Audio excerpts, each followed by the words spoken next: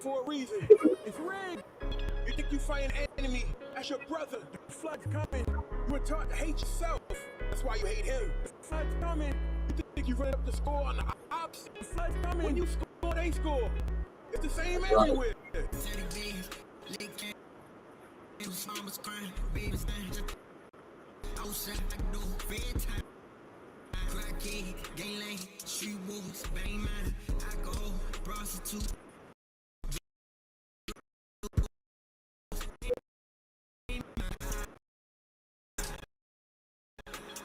Wow.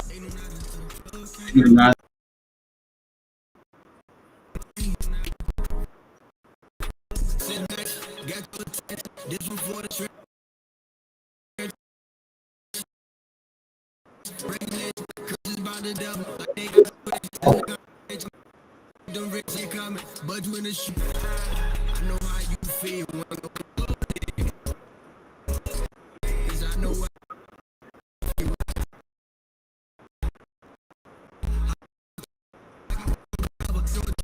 stop it. Healing in our hearts and in our souls, young. Everything we sow is wrong. We trusting y'all, but still got pain from that road. Revelation 21 and verse 4. Go check them verses, we under them curses. All our answers in the scriptures, y'all trying to search them. Made a covenant with y'all, it came with consequences. Every time you in them trenches, you gon' see them tiny babies, lit candles, mama's crying, babies down, shots fired, outside, back door, fair time, crack in, gang lane, street wars, bang mine, alcohol, prostitute, drug wars, ain't mine. They do not until the flood came.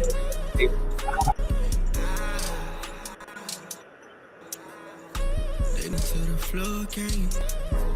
We brothers like Cain and Abel. Hit money that pain to save them. War stories, they paint fables. True music gon' slay the labels. Train to what? We train to blow. They train to go. We train to score. Why lose your bros? The game of turf. I lose your soul. The game of world. We the light. We target darkness. No more hop out pocket. Sparking talking. Scale calling. Close to death when I was calling. Ain't no parties. Heart is hardened. Sinning large. Must repent and try your hardest. We must die inside like carbon. Sinning righteous. Split the margin. From the state set up Jordan. We the children of his charter. Flee the blood and flee that market. Flee the blood and praise the Father. We ain't sacrificing pockets. Why we ever leave that garden? Adam, look what you done started. God was never supposed to charge. Yeah, we had to go the harder way. So Abba took his heart away.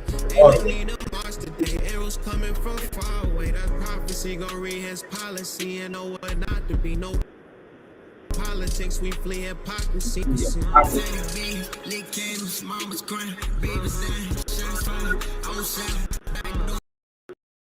Fair time, crack in, games, bang man, alcohol, prostitute, bang man. They do not.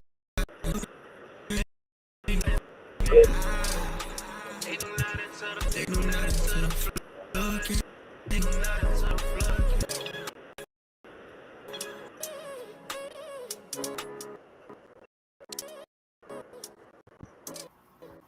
Welcome to the Hebrew state of being. I am your humble servant and host for tonight. I am Kayel in the building. My beautiful wife is going to sleep. Miss Artist 28, Art Basharanga. My youngin is obviously in bed, getting ready for school. So we are solo dolo in here tonight, right? I am coming extremely late, but as you guys have been following me, you know, we've been dealing with a lot on this side, and you know, my body's used to working this time of night, so let's just get it in, man. Let's try and get back to our old schedule, you know what I'm saying, of being prompt on Monday, Wednesday, and Friday. So, you know, tonight's lesson is it's a serious understanding. I see my brother Yawan is in the building, my brother. Yeah, so war is something that people talk about. It's written in history books, the concepts of it. We have military bases. We have people in our family have gone to war, and some that have actually gone to war. This concept or this understanding of war, I want to give a different perspective of war tonight. We know what we've been taught about war, from the indigenous to the Europeans to now. All of them have been about what man has done in war. What I'm offering you tonight is an understanding of how the Most High does war, how Shaddai does war. Because I don't think that you guys understand it, know it. So if you don't understand it, you don't know it, you definitely don't know how to prepare for it. So all good for you tonight, because that's what we're going to present. What it is, what you're going to do during it, and how to prepare for it. War. We see it all on the news right now. I see Tega's in the building. War, we see it all on the news right now. Everybody's talking, oh, it's about to be World War III. We're about to go in this, and we're about to this. And you can tell by how he's talking to this one, and this country is now going against that country. And it looks like a whole bunch of confusion. It looks like there's no aim or direction to this. This just happening all over the place. But no. I'm here to tell you that none of this stuff that you think is random is random. There's not a random thing going on in this world right now. Not a random thing when it comes to war in this world. So some of you are very concerned about it being bombed over here. You're worried about EMP, electronic pulses destroying all of our electronics and communications, worrying about being hacked, worrying about all of these things that would affect the citizen when this nation goes to war. That's the only thing that everybody's concerned about. That's the only thing how I'm going to take care of my family, how I'm going to feed this. If I got to go to war, what I got, for weapons in my house, what am I going to do in case he knock on my door? You got a lot of people with a lot of ammunition. You got a lot of people with a lot of guns. You got people with a lot of machetes. I like machetes. You have security systems. You have all these things supposedly preparing you for war, all the way up to food preparation and, food prepping, having MRIs or MREs, whatever they call them. So none of that say anything about the Most High. And it's amazing because everyone acknowledges that there's a creator. Heck, they're going to war over a God, but none of them talk about the Most High when it comes to dealing with war or preparing with war or going to war.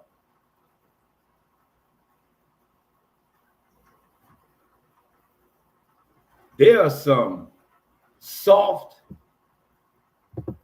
there are some misled, there are some ignorant people out there that don't understand what's truly at our doorstep, that truly don't have a clue about what's in front of them. They are truly worried about what's going to happen on Friday night, what car they trying to buy, what house they trying to get.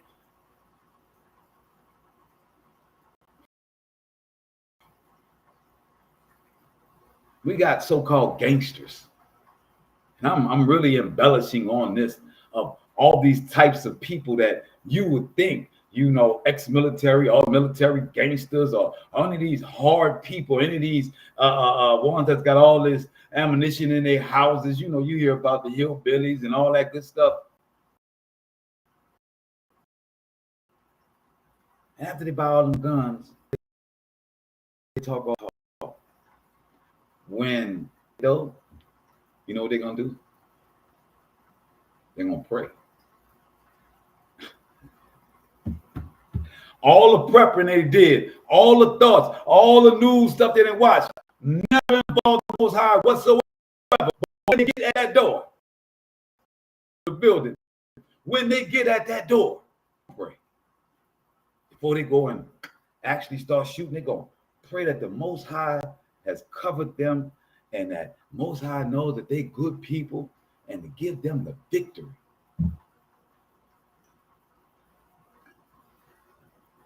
That's people's concept of war and where their creator fits in their war. Right at the time when they're about to meet the life or death scenario, then we're going to pull a cord on the Most High. We're going to pray now.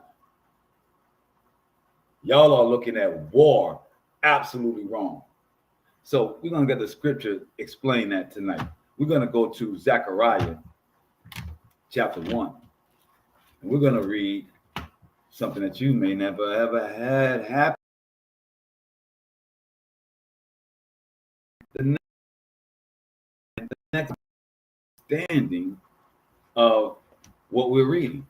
Because we're talking war, right? We're talking survival right now. This is the ultimate guide to walking into war with the Most High. Now, if that's not your thing, if walking into battle, into near-death scenarios, not needing the Most High, that that's where you rock. I'm with you. Do you? But that need that extra help in this time, this is for you. All right, Zechariah.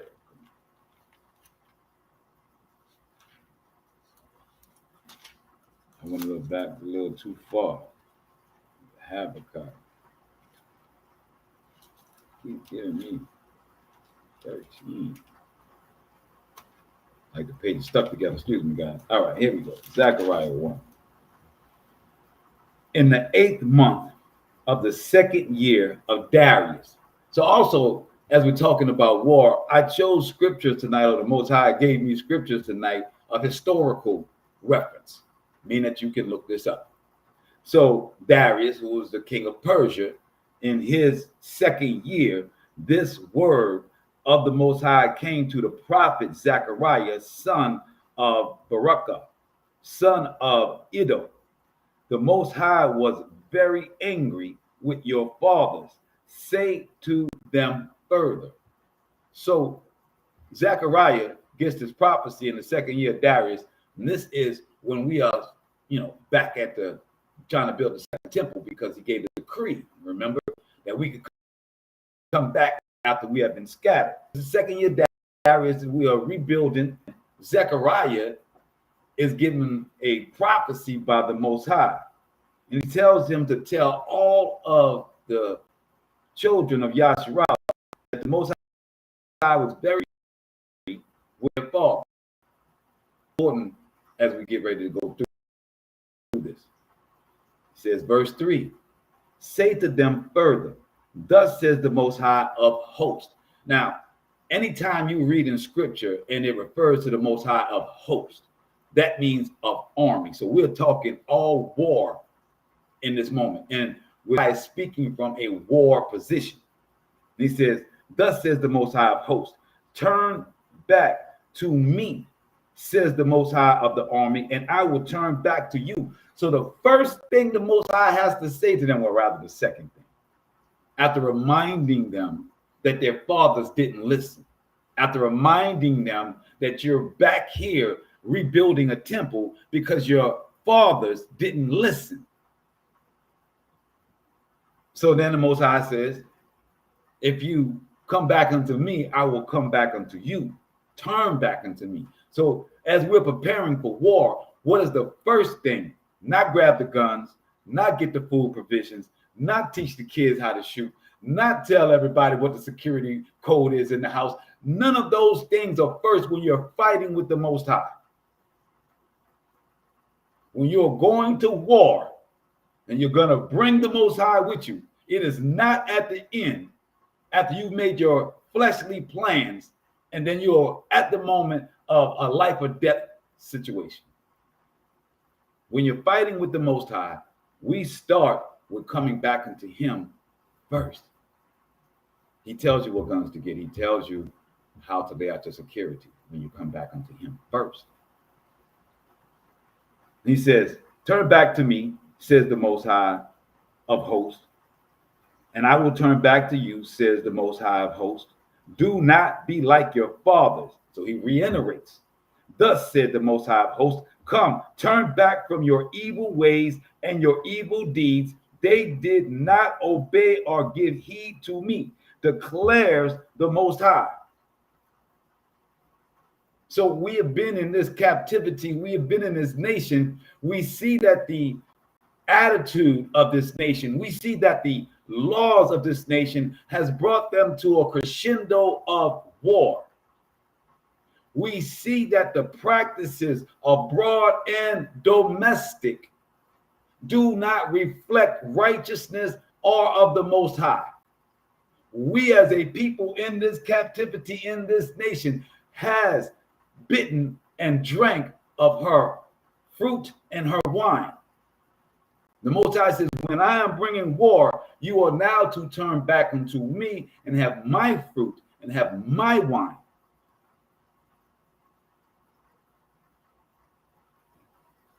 Verse 5.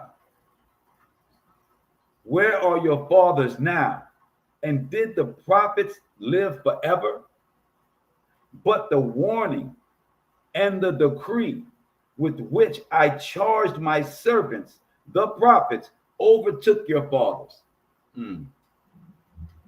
See, when we're talking about this ancestor worship, we must understand that our ancestors slipped and fell.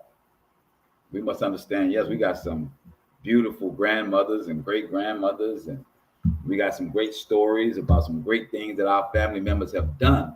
But when we're talking ancestors, we're not talking 400 years here. We're talking thousands. We're talking the Most High has been with your DNA, your family, since the beginning.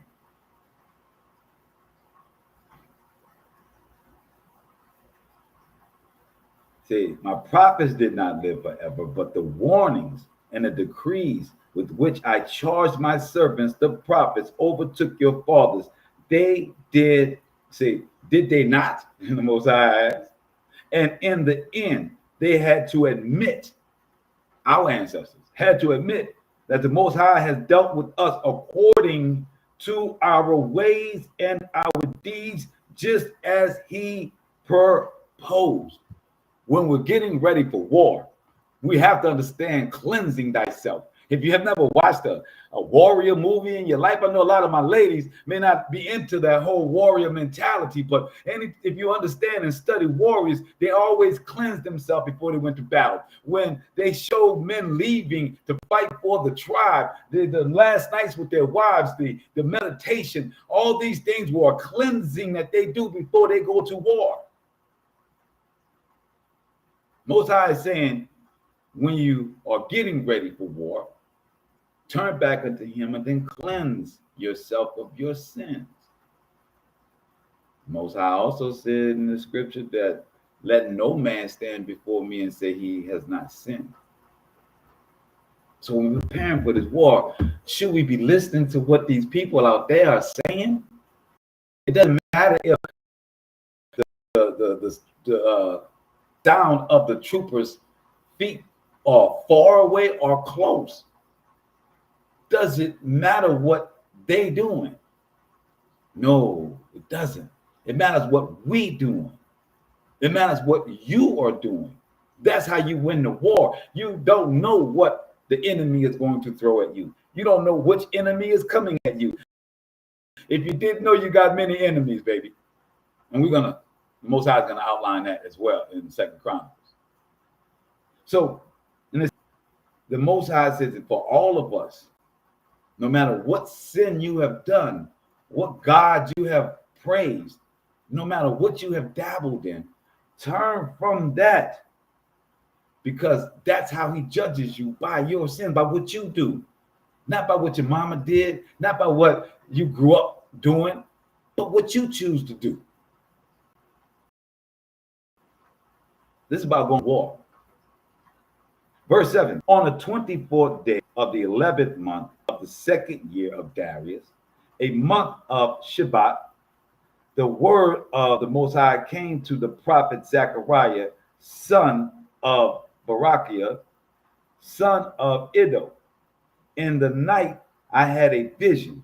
I saw a man mounted on a bay horse, standing among the myrtles in the deep.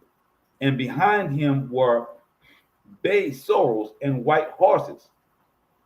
I asked, what are those, my Most High? And the angel who talked with me answered, I will let you know what they are. Then the man who was standing among the myrtles, which is trees, spoke up and said, these were sent out by the Most High to roam the earth. So what did the Most High send out to roam the earth? He sent out horses, bay horses, and sorrels, and white horses, right? And he says, and then he said, and in fact, they reported to the angel of the Most High who was standing among the myrtles, who have roamed the earth and have found all the earth dwelling in tranquility. Thereupon the angel of the Most High exclaimed, O Most High of hosts, how long will you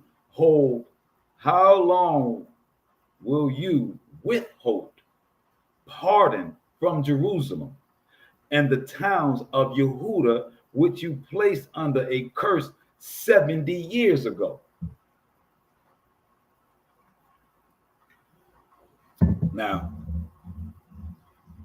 if you know of the prophecy of Daniel, and it's supposed to be 75 weeks that we were to be in this punishment, and at that time it had only been 70, right? So 75 years, right? So then the Most High replied with kind, confronting words to the angel who talked with me. Then the angel who talked with me said to me, proclaim, thus says the Most High of hosts, I am very zealous for Jerusalem, for Zion, and I am very angry with those nations that are at ease. For I was only angry a little, but they overdid the punishment. So this is a very important understanding as we're talking about war and who's going to war. The ones that the Most High allowed to put us into captivity, as it says in Isaiah, he allowed a people that were not a people to rise up and make us envious. So envious that they created their own the world, sipping from its cup. Now, here, the Most High said, I'm angry with those because of the oppression, the extra oppression that they put upon you guys in your time of punishment. And it says 16, verse 16 of Zechariah chapter 1. Assuredly, thus says the Most High, I graciously return to Jerusalem. My house shall be built in her, declares the Most High of hosts. The measuring line is being applied to Jerusalem. Proclaim further, thus said the Most High of hosts, my town shall not yet overflow with bounty. For the Most High will again confront Zion. So as he's telling the angel that is speaking to Zechariah that's receiving this prophecy, and then the angel is asking the Most High, when you gonna let off your foot on your kid's neck? And then the Most High says, I will do so because I love my people and I love my land. But this is not time yet. For I will yet again confront Zion. He will choose Jerusalem again. Now, this is chapter 2. So we get full context, right? So it says, I looked up and I saw 4 horns. And I asked the angel who talked with me, what are those? Those, he replied, are the horns that tossed Yehudah and the Yasharallah. And then the Most High told me 4 smiths, blacksmiths. What are they coming to do? I asked. He replied, those are the horns that tossed Judah so that no man could raise his head. Ooh. You think we're not in captivity? You think the captivity that we're in is not supernatural? You think it's really just due to us not putting our bootstraps together and getting better education for our community, or stop being ratchet, the daddy stay in the house, all them good stereotypes that your oppressor has given you to believe is you. Most High said there were 4 horns that tossed Yehuda, Yasharallah, and Jerusalem, that made it an unsettled town, that kicked us out of where we were. Oh, it's going to get good. Say the horns tossed Yehuda so that no man could raise his head, and these men have come to throw them into a panic, to hew down the horns of the nations that raise a horn against the land of Yehuda, to toss it. So in this promise from Zechariah 1, as the Most High is telling us how to get ready for war, the Most High is sending supernatural aspects to go to war with the people that have tossed us. The 4 horns, the 4 nations that have tossed us. I mean, I don't know why they don't tell you this in your Catholic church. I don't know why they don't read this in your Baptist church. I don't know why they haven't told you this. But I can tell you, this is written. What I can tell you is the Most High has told us over and over again how to prepare for panic, how to prepare for unsettling times, how to live in captivity, how to strive, how to even thrive in captivity. But we still eat the fruit and drink the wine of our captors. Most High said, those same people, I'm sending supernatural to hew down their horns. You don't know what hew means. It means to break them down, to scratch them down, to burn them down until they survive. I looked up, saw a man holding a measuring line. Where are you going? I asked. To measure Jerusalem, he replied, to see how long and wide it is to be, not how much we think it is. So is it possible that what they tell us is the size of Jerusalem is not? Could it possibly even be that what they tell us Jerusalem is right now is not the place? What the Most High said is that we are the representation of that land. And when he's ready to give us that land, it will be Jerusalem. Ooh, I don't know if y'all understand that. That's high level game. The people is Jerusalem, Yehuda and Judah, and Yasharallah, which is Israel. Wherever we are his people. When he destroys these 4 horns, when he destroys these nations, he will provide a Jerusalem or Yasharallah.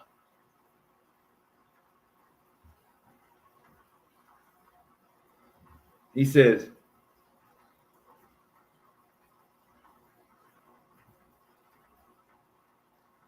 verse 7, but the angel who talked with me came forward, and another angel came forward to meet him. The former said to him, run to the young man and tell him, Jerusalem shall be peopled as a city without walls. So many shall be the men and cattle it contains. And I myself, declares the Most High, will be a wall of fire around it, and I will be a glory inside it. Away,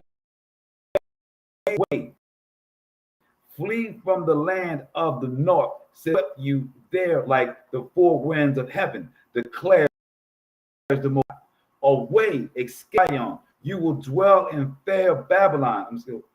Away, escape, O Zion, who dwell in fair Babylon. That's where we are. For thus says the Most High of the army, he who sent me after glory, concerning the nations that have taken you as spoil. Let me read that again. Verse 11, Zechariah chapter 2. Away, escape, O Zion, you who dwell in fair Babylon. 12, verse 12.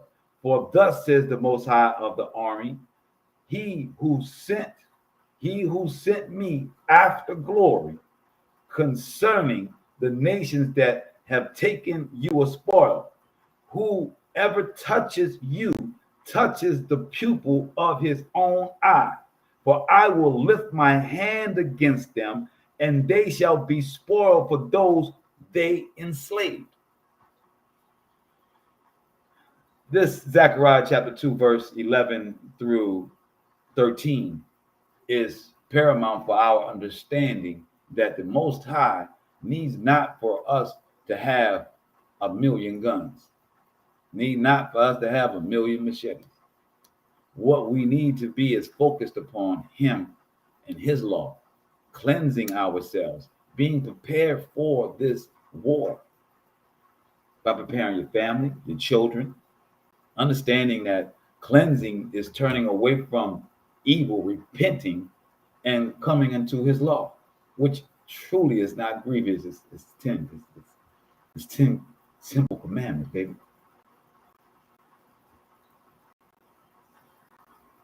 The Most High says, for the ones that touch us, we are the pupil of his eye. When we are following his commandments, his feast days, Passover's coming up, Poseidon's coming over. It's coming up soon, April 12th. Get your cedar meals ready. Get ready to celebrate our Exodus and prepare for our second Exodus. That's what this Passover and what Passover is about. Verse 14, shout for joy, fair Zion, for lo, I come, and I will dwell in your midst, declares the Most High. As the Most High told us in 12 and 13, anyone that lift their hands against us is lifting their hands against him, and they will become our slaves. Understand, those that will lift their hand, not only will we defeat them, but the Most High has plans for them to be enslaved by us. And it says in verse 15, in that day, many nations themselves to the Most and become his people, and he will dwell in your midst. Then you will know that I was sent to you by the Most High of hosts of the army. The Most High will take Yehudah to himself as his portion in the Holy Land, and he will choose Jerusalem once again. Be silent, all flesh, before the Most High. For he is roused from his holy habitation. This is when we're talking about war.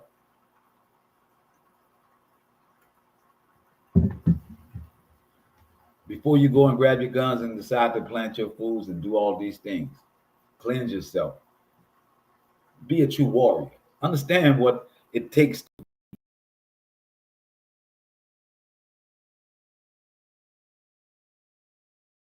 it's constantly in training.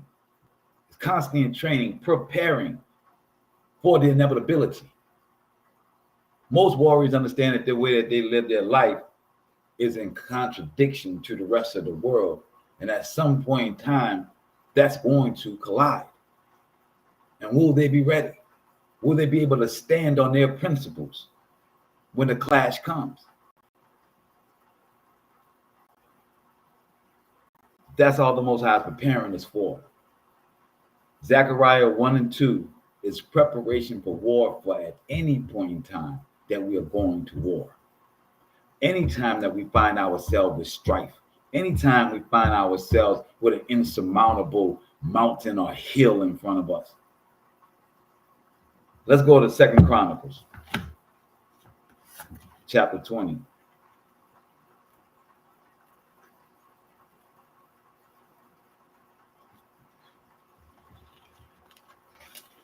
I don't care about World War III, World War IV, World War V. I don't care about Absolute none of it, because the Most High says he's going to put his hand. He's going to do so. And if my faith is that the prophecies are not here to where when they knock at my front door, I'm going to be able to have angels disband them, disperse them, or with my own power be able to disperse them or dismantle them, then it's my time for whatever reason that is. It doesn't mean his prophecies aren't true. Doesn't mean I can't see all that he's doing around me in my life and through his prophecies around the world.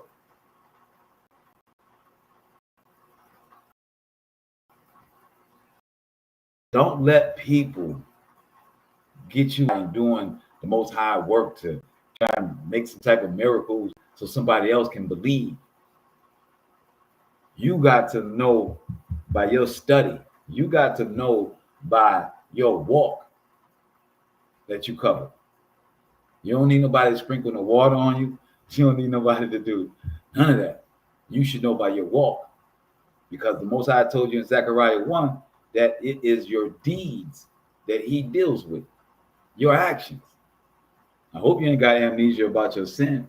I hope you ain't confused about what sin is. Exodus 20.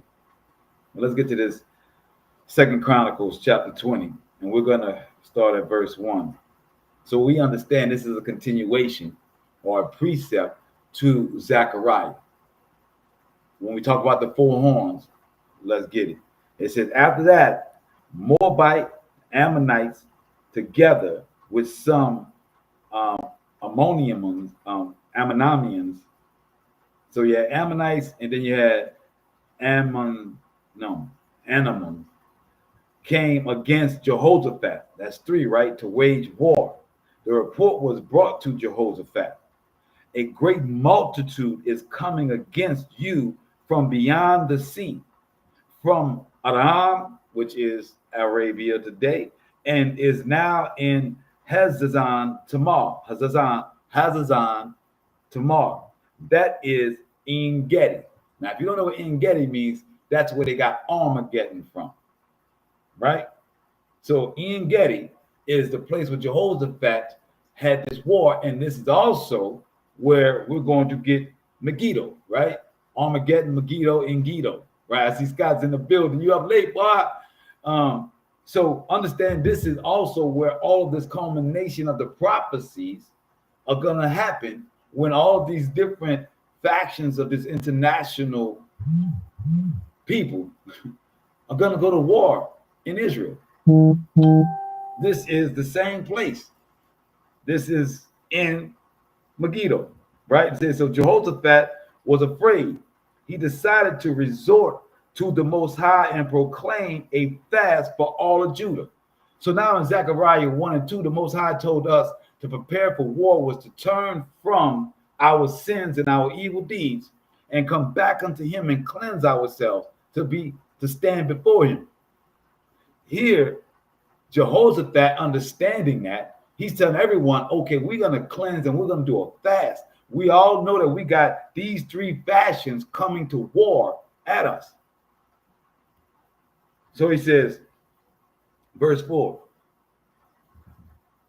Judah assembled to beseech the Most High. They also came from all the towns of Yehudah to seek the Most High. Jehoshaphat stood in the congregation of Yehudah and Jerusalem in the house of the Most High. So we're talking about the southern tribes and the northern tribes. Of the new court, he said, the Most High, our creator of our fathers, truly you are the creator in heavens, and you rule over the kingdoms of the nations. Power and strength are yours. None can oppose you. O our Shaddai, you disposed the inhabitants of this land before your people Yasharallah, and you gave it to the descendants of your friend Abraham forever. They settled in it, and in it built for you a house for your name. Thus said, they said, should misfortune befall us, the punishing sword, pestilence, or famine, we shall stand before this house and before you, for your name is in this house, and we shall cry out to you in our distress, and you will listen and deliver us. So now we got another aspect to prep for the preparation of war. It says here that not just in war, but in pestilence, that's disease. Then it says not just in disease, but in famine, when there's no food. So as we're preparing for war, it says the same preparation you do for all things that come against you. Oh, snap. Wait. Even for like if my son is not acting right, I can do a fast. I can turn from whatever sins I may be doing, and I can start wholeheartedly getting into the Most High, and I will see the Most High answer my battle against my child. Whoa. The same with my wife, or the same with my husband, or the same with my cousin, or my brother, or my sister. The same preparation I would do to go to war against an army. I do my life, intimate surroundings. Whoa.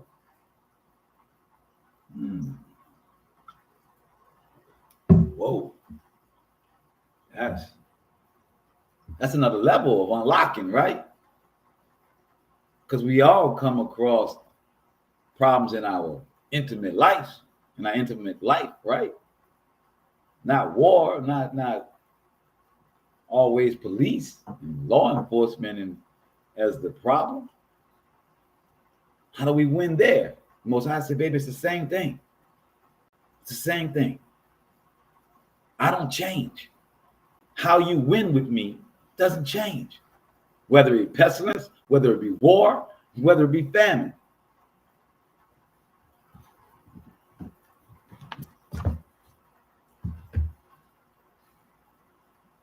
So it says, should misfortune, not even say just any misfortune, should befall us, the punishing sword, pestilence, or famine, we shall stand before this house and before you. So the Most High knows that he took down his house.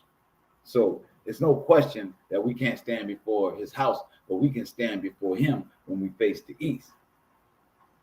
It says, your name is in this house. We shall cry out to you in our distress, and you will listen and deliver us. Verse 10, now the people of Ammon, Moab, and the hill country of Seir, into whose land you did not let Yasharallah come when they came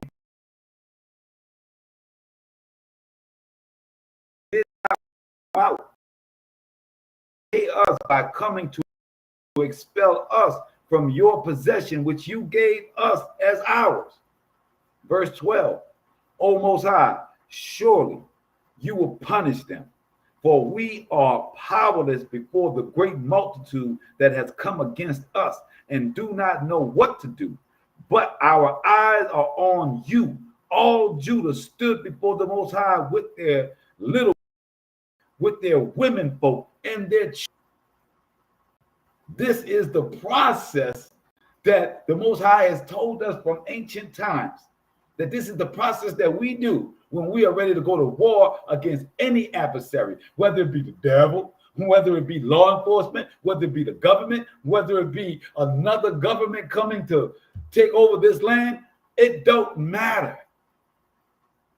The way we prepare for war is first turning unto him, turning back our sins, cleansing thyself, praying unto him about the problem,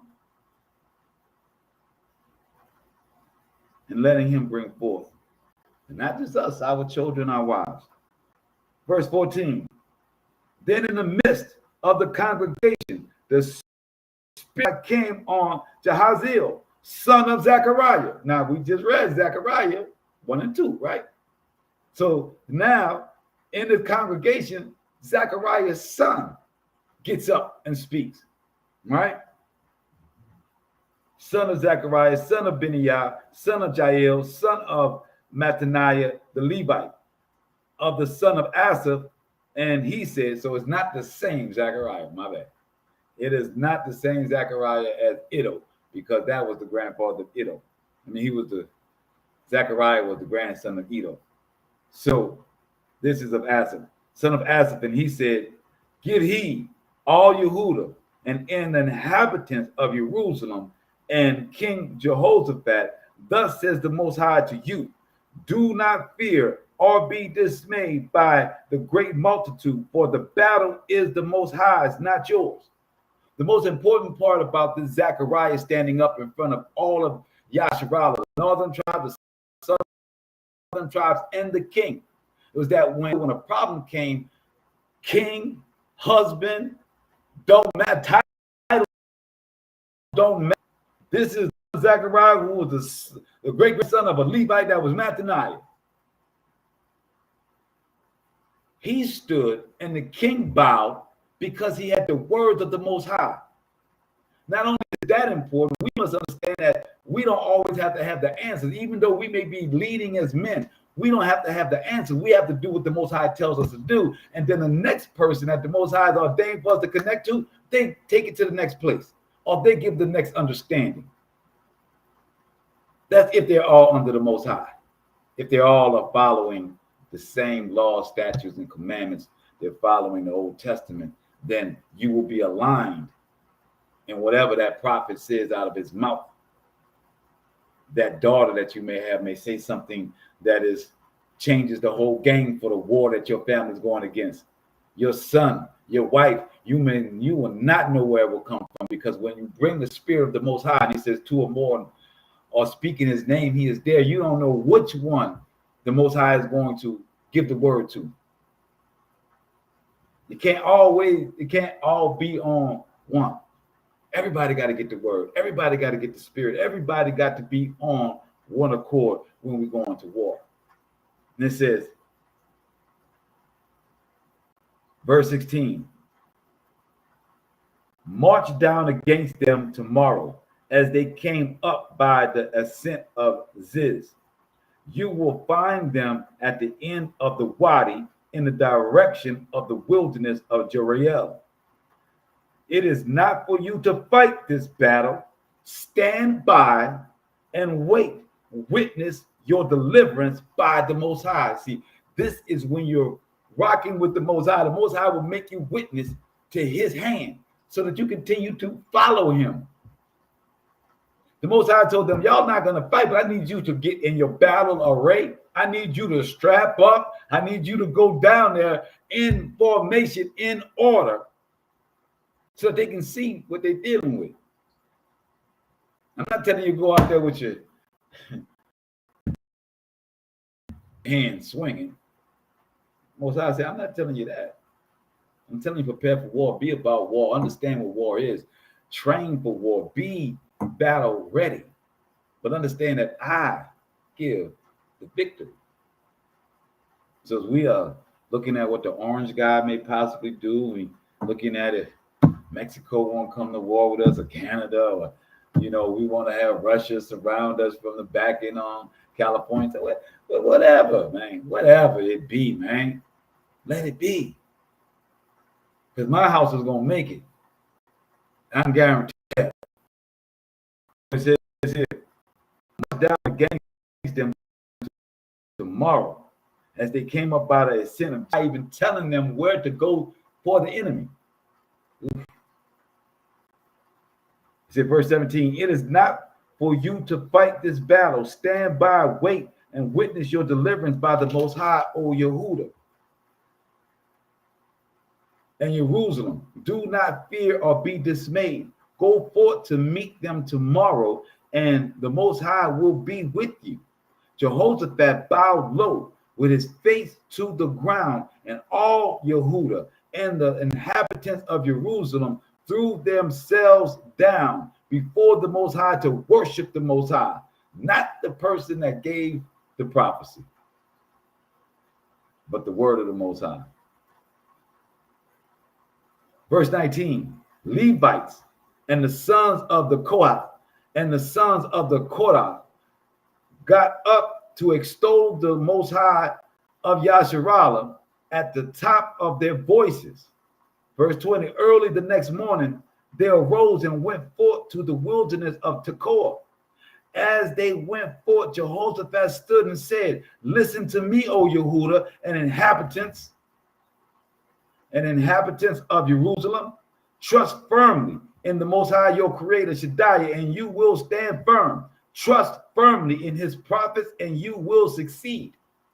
Now, remember, all these people have got to be doing this on faith. Yeah, they got the prophecy from him, but they still got to stand before a vast army, greater than them, willing to put their life on the line. They got to be willing to die.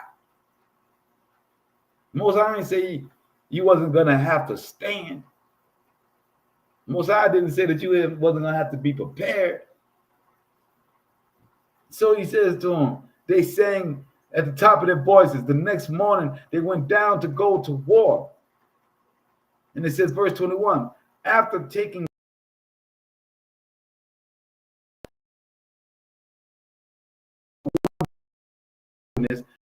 as they went forth ahead of the saying, praise the Most High, for his steadfast love is eternal. As they began their joyous shouts and hymns, the Most High ambushes for the men of Ammon, Moab, and the hill country in Seir, who were marching against Yehuda. Now, understand, Seir was Edom. Edom is the Catholic Church, Rome. So it says, who were marching against Yehuda, and they were routed. The Ammonites and the Moabites turned against the men of the hill country of Seir to exterminate. So Moab and the Ammonites, who were the twins, right, that raped their father, right, that have children, because they were the ones that got kicked out of Sodom and Gomorrah. I forgot the name. Anyway, the two daughters that got kicked out with their father, and the mount to turn around and turn, right? So these two tribes, along with our other cousin, right, who is Edom, our twin, which was Esau. These are familiar people that we beefing with that have been Confederate to keep us in this captivity and this oppression that we're in right now. That's why I don't go with the black or white, because Esau was the black Europeans that came over here, them Dukes and them Moabites, you know, them Moors. Yeah. So the Most High said he made them attack Edom. All right. Said the hill country of Seir to exterminate and annihilate them. When they had made an end of the men of Seir, each helped to destroy his fellow.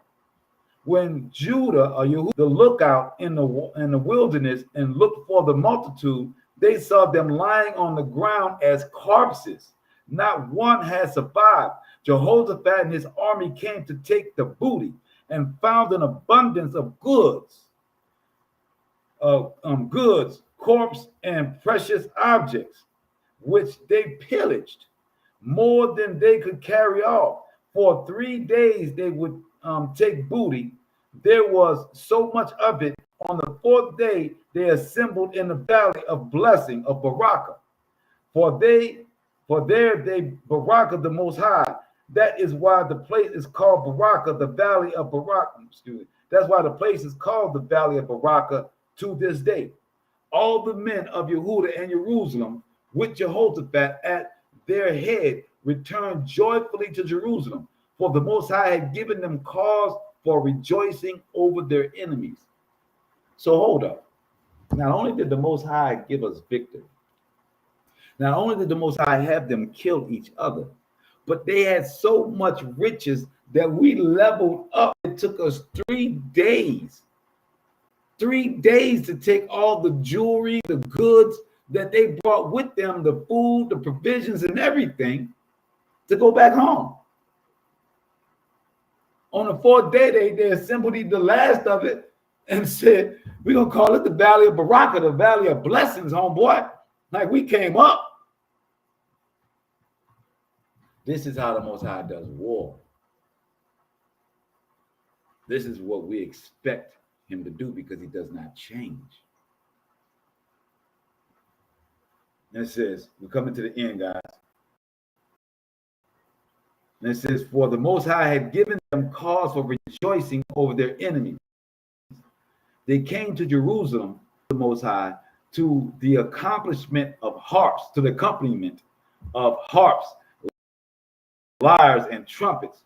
The terror seized all the kingdoms of the land when they heard that the Most High had fought the enemies of Yasharallah. The kingdom of Jehoshaphat was untroubled, and his creator granted him respite on all sides.